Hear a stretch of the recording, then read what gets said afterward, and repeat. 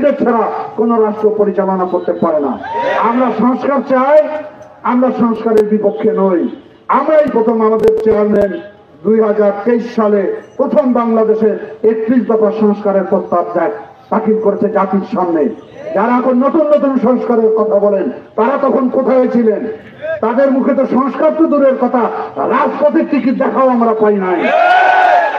এখন অনেক বড় বড় সবক আমাদেরকে দেন। আমরা বলি এই সমস্ত সবকের মাধ্যমে জাতিকে বিভক্ত করার চেষ্টা করবেন না। জাতি যদি বিভক্ত হয়ে যায়, ওই পতিত শাসক, পতিত সরকার, পতিত ফ্যাসিবাদী আওয়ামী লীগ মাথা চাড়া দেওয়ার সুযোগ পাবে। সুতরাং আমরা ঐক্যবদ্ধ থাকবো। জাতি গঠনে দল মত আমাদের মত তো ভিন্ন থাকতেই পারে, কিন্তু বাংলাদেশের সাথে আমরা সবাই ঐক্যবদ্ধ থাকবো। আমি আশা করি অল্প সময়ের ভিতরে রোডম্যাপ দিয়ে জনগণের ভিতরে যে আশঙ্কা, জনগণের ভিতরে নানান প্রশ্ন, সেই প্রশ্নের সমাধান দিবেন এবং একটি নির্বাচিত সরকার আগামী দিনে রাষ্ট্র পরিচালনা করুক, সেটি জনগণের আকাঙ্ক্ষা। এই কথা বলে সকলকে আবারও যুবদলকে আমি রক্তিম অভিনন্দন, শুভেচ্ছা জানিয়ে আমি আমার কথা এখানে শেষ করলাম। আল্লাহ হাফেজ। বাংলাদেশ জিন্দাবাদ। শহীদ রাষ্ট্রপতি জিয়াউর রহমান অমর হোক। দেশনেত্রী বেগম খালেদা জিয়া জিন্দাবাদ। আগামী দিনের রাষ্ট্রনায়ক যার দিকে বাংলাদেশের লোক তাকিয়ে রয়েছে, আগামীর বাংলাদেশ জনাব তারেক রহমান জিন্দাবাদ।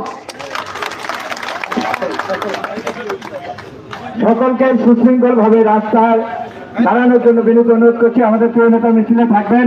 আমরা মিছিলে মনোমোহন স্লোগান দিয়ে আজকের এই আনন্দ ঘন এবং 24 তারিখের যে মহাসমাবেশ সেটিকে সাফল্যমণ্ডিত করার স্লোগান আমরা দেব।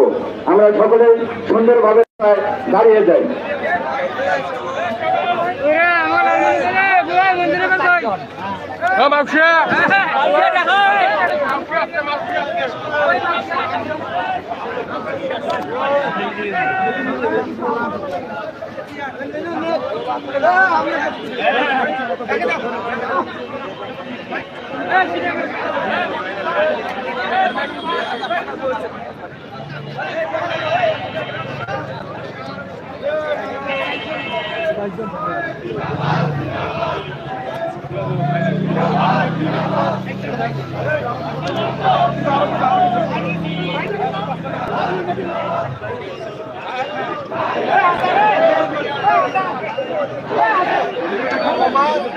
ভিডিও করার লোক আছে তোমার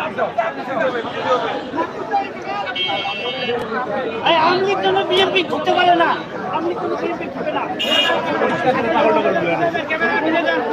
দূরে যাও ভাইয়া।